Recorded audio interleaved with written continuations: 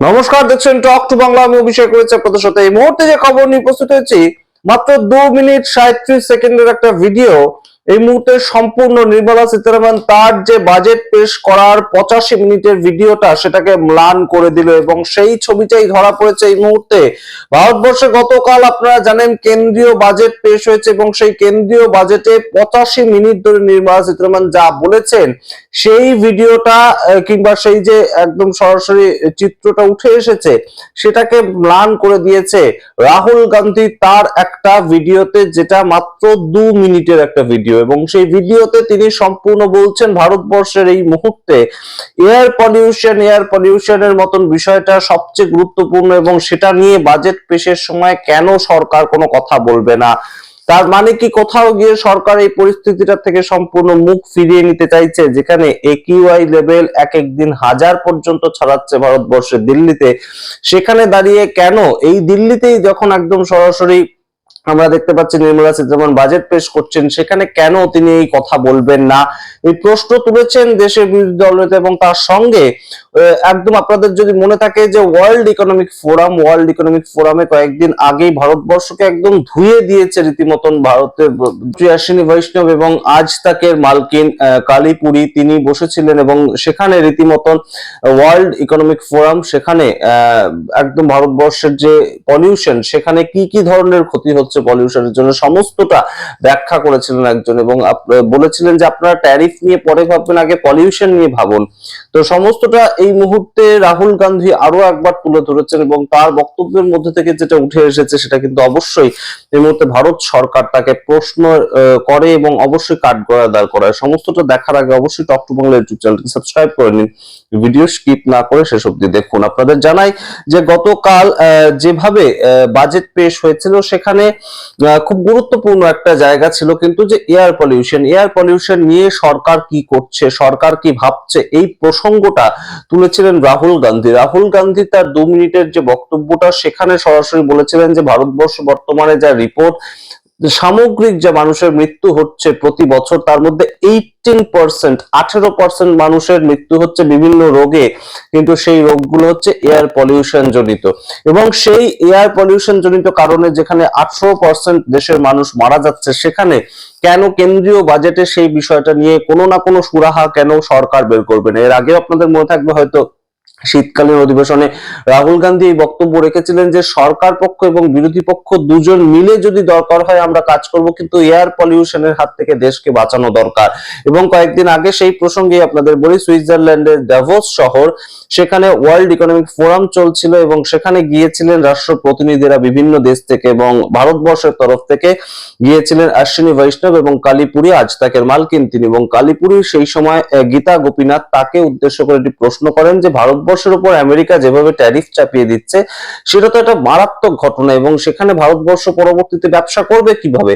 তো সেই ক্ষেত্রে এই আইএমএফ বলতে ইন্টারন্যাশনাল মনিটারি ফান্ড, সেখানকার চিফ ইকোনমিস্ট তিনি বর্তমানে গীতা গোপীনাথ, তিনি তখন যে কথাটা বলেন যে ভারতবর্ষ এই মুহূর্তে ট্যারিফ নিয়ে চিন্তা ভাবনা করছে, কিন্তু তার অনেক আগে তাদের যেটা দরকার সেটা হচ্ছে তারা এই মুহূর্তে তাদের এয়ার পলিউশন নিয়ে ভাবনা চিন্তা করুক। তারা এই মুহূর্তে তাদের যেভাবে শ্বাস নিচ্ছে মানুষ এবং তাতে কি কি অসুবিধা হচ্ছে সেটাও তিনি একদম বড় বড় করে বলে দিয়েছিলেন। তিনি বলেছিলেন যে এয়ার পলিউশনের জন্য হেলথ ইম্প্যাক্ট হচ্ছে, প্রোডাক্টিভিটি নষ্ট হচ্ছে, পাবলিক ফাইন্যান্স চাপে পড়ছে এবং লেবার দের যে ওয়ার্কিং আওয়ার, কতক্ষণ একজন মানুষ কাজ করতে পারেন, সন্ধ্যের পরে তিনি আর কাজ করতে পারেন না, কিন্তু দুপুর বেলার পরেই দেখা যাচ্ছে দিল্লির ক্ষেত্রে মানুষ আর কাজ করতে পারছে না, 2-3 ঘন্টার পরেই তাদের শ্বাসকষ্ট শুরু হয়ে যাচ্ছে, এই যারা বাইরে কাজ করছে, এই বিষয়গুলো উঠে এসেছিল।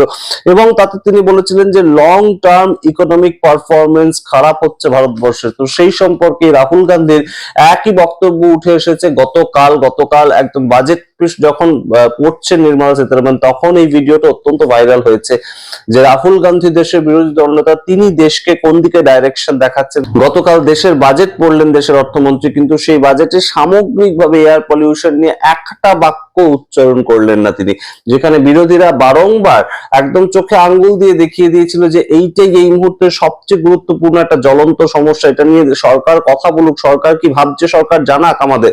কিন্তু কোনোভাবেই কোনো মতে একটা বাক্য ব্যয় করলেন না নির্মলা সীতারামন। এই নিয়ে অবশ্যই এই মুহূর্তে প্রশ্ন ওঠে এবং অবশ্যই এই যে রাহুল গান্ধীর বক্তব্য সেটাও কিন্তু সমাদৃত হয়েছে। রাহুল গান্ধী দেশের বিরোধী দল নেতা হিসেবে যে প্রসঙ্গটা উত্থাপিত করেছেন অবশ্যই গুরুত্বপূর্ণ। মুক্ত শ্বাস, মুক্ত হাওয়া, সেটা খুব যে তাৎপর্যপূর্ণ একটা বিষয় অন্তত দেশের মধ্যবিত্ত সমাজ কিন্তু এই মুহূর্তে বুঝতে পারছে, কারণ তাদের কাজ করার যে ক্ষমতা সেটা কোথাও গিয়ে চ্যালেঞ্জের মুখোমুখি হয়ে দাঁড়াচ্ছে। এবং দেশের যে সংশ্লিষ্ট দপ্তরের মন্ত্রী, আবহাওয়া মন্ত্রী, তিনি সংসদে দাঁড়িয়ে বেমালুম একটা মিথ্যে কথাই বলেছেন, বলতে আমাদের কোনো দ্বিধা নেই এই মুহূর্তে। কারণ তিনি বলছেন যে দেশের একিউআই নাকি 200 ছাড়ায়নি কোনোদিন। 200টা অত্যন্ত খারাপ একটা একিউআই আদপে, কিন্তু 200 ছাড়ায়নি, এই ধরনের একটা মিথ্যে ভাষণ তিনি করেছেন, যেখানে দেশের প্রতিদিন আমরা দেখতে পাই রাজধানী শহরে একিউআই লেভেল 700-800 পর্যন্ত ছাড়িয়ে গেছে। যেদিন বৃষ্টি হয় সেদিন পর্যন্ত রাজধানীতে একিউআই লেভেল 300 ছাড়িয়ে যায়। তো সেই জায়গা থেকে কেন বাজেটে একটা বাক্য প্রয়োগ করা হবে না? সরকার আদপে কি লুকোতে চাইছে আমাদের জানা নেই, কিন্তু এই মুহূর্তে রাহুল গান্ধীর বক্তব্যটা অবশ্যই গুরুত্বপূর্ণ হয়ে উঠেছে। আপনারা শুনুন, বিচার করুন, আপনাদের মতামত কমেন্ট বক্সে কমেন্ট করুন। দেখতে থাকুন টক টু বাংলা। অবশ্যই talk to Bangla YouTube channel subscribe করে দিন। ধন্যবাদ। Few days ago, I put out a message on social media asking for people's experience with pollution in our cities. And I received thousands and thousands of messages. I want to read out some of them to you. Neeraj from Ghaziabad. I'm only in my 30s and my body already feels older than my age. Years of stress took their toll, but what truly breaks me is what I see at home. Every morning when I take my daughter to school and hear her coughing, I feel like I'm failing as a father. My mother is a kidney transplant patient. For us, winter is not a season, it is fear. AQI touches 800 to 1000 and we live every day praying that no one's health collapses. We are now talking about giving up everything we built, our dreams, our startup, our child's future in this city, just to breathe. Imagine that, leaving your life behind, not for opportunity, but for oxygen. Is clean air now a privilege in India?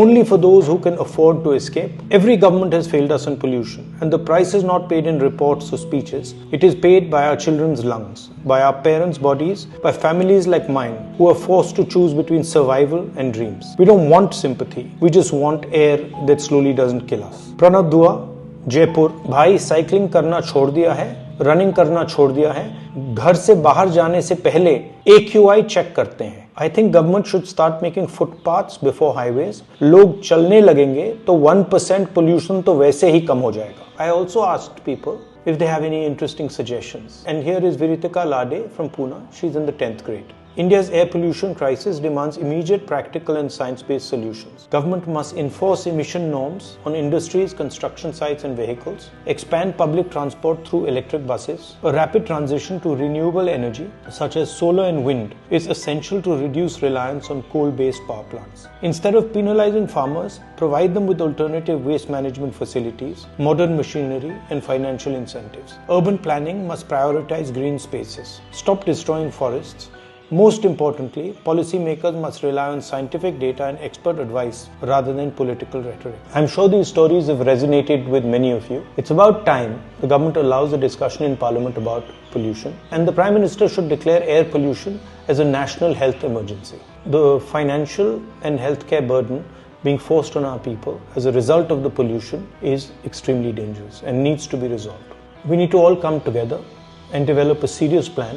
Governments across the country, chief ministers, the prime minister, the national government, and we need to make sure there's enough money in the budget to tackle this problem.